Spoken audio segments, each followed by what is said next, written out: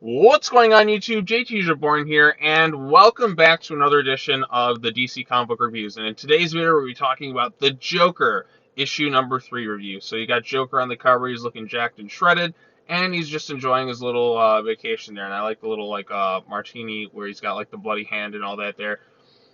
This was a pretty good issue. This one was written by James Tynion IV. There's a backup storyline centered around Punchline, and out of the backups so far, it's the best one that they've had. And out of the 3 Joker issues, I'm actually liking this a lot more than Tynion's main Batman book. I think the writings and the story is just a lot more interesting. And I was complaining a little bit about how in the main Batman book and even Detective Comics, the other Bat family members aren't really being utilized. Well, this one actually gives a little bit of an explanation for what some of them are doing. While Jim Gordon is off doing his thing, the people who financed his little trip to go and track down and kill the Joker, uh, who, as we know, was the Court of Owls. Cass is there. She's following the individual. Barbara's there, and Stephanie. They're all involved trying to figure out who these people are. So they're putting trackers on everything, and I'm sure they're gonna come to the realization that, oh shoot, Court of Owls is behind this whole thing. So at least that they're being utilized there. Jim Gordon, the way the art and the writing's kind of all integrated together.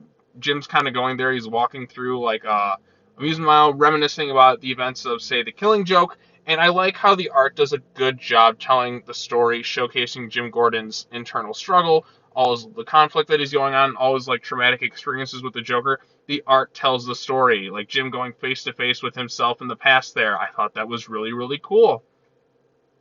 And it looks great. Like I said, the artwork is great. I like the fact that other Bat family members are being utilized. I like how Jim Gordon is pretty much the lead here, and he's just kind of narrating the whole issue, talking about him as a detective and just the little things that he's going through. You got the different gangs kind of coming together, and the way it all kind of leads to a big conclusion with the Joker himself, and he's like, "Jimbo's, that's really you." Sorry, I gotta do my Mark Hamill thing, and this feels like such a Mark Hamill Joker. The way he just like, Jimbo, is that really you? Like he's just so excited and happy to see him. And we come to find that the Joker's like, look, everyone's blaming me for something that I just didn't do. So here's some guns. We're gonna have to work together as like war buddies to take down these henchmen. And Jim Gordon's like, shit, I've been doing all this stuff to track down the Joker. I come to find him, and now I got to help him so that we both can survive.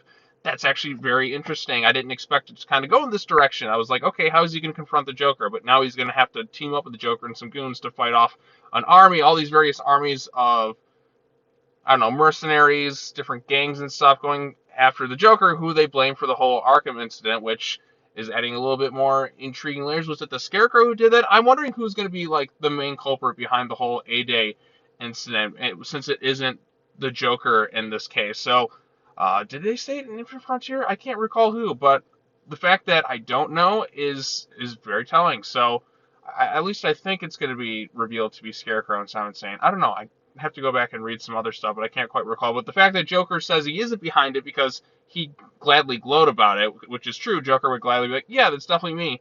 Has it a lot more, makes it a lot more exciting and interesting, at least for me. So the backup storyline is Harper Row. She's going there with Punchline's former roommate, and Punchline's there fighting people in the prison, which is just, it's okay. But the way the issue kind of ends, Harper gets kind of gassed, and he's going to set the whole thing on fire and kill a superhero.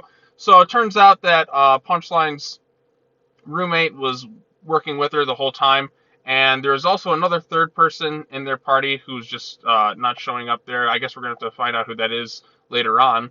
But even the backup storyline this time actually having a little bit more intrigued and excited to see where it's going to go from there, because it ended a little bit more suspenseful.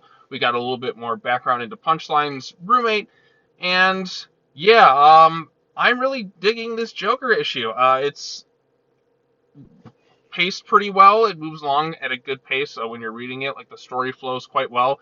I like how it's integrating more members of the Bat family. You got all these different parties going in like after the Joker. You have Jim Gordon who's going to have to team up with the Joker in order to like save his own life, even though he was sent down there to bring the Joker in or possibly kill him and end this whole thing for good. But now he's just kind of screwed. He's like, okay, I could finally take down the Joker, but oh shit, now I got all these other people after me. So what am I supposed to do now? It's an interesting cliffhanger, and even the Punchline stuff is starting to get more interesting. So I like this issue. I thought it was pretty good. Artwork is solid. Really, like, this is more interesting than Tynion's main Batman book by a lot. Maybe because it's following characters I'm more familiar with, and it's just, I like the fact that it's a Jim Gordon story. That's just something I just really like to see, like the whole detective thing and like dealing with Jim Gordon's past traumas with the Joker. I like the fact that other Bat family members are being thrown into this thing. I like the mystery surrounding it because compare this to like the main Batman book.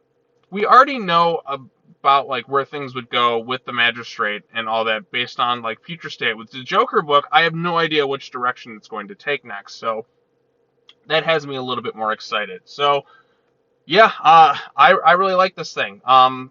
That's all I gotta say. I think it's worth checking out. So if you read the Joker issue number 3, what are your thoughts on it? Did you like the issue? Did you dislike it? Tell me what you thought of it in the comment section down below. Be sure to like this video, share it with your friends, subscribe to YouTube. I can't even talk right now. Subscribe to the YouTube channel for more content. Uh, yeah, I got more stuff coming up along the way. So as always, thank you all for watching this. Take care now. Bye bye then, and I will see you all in the next video. Peace.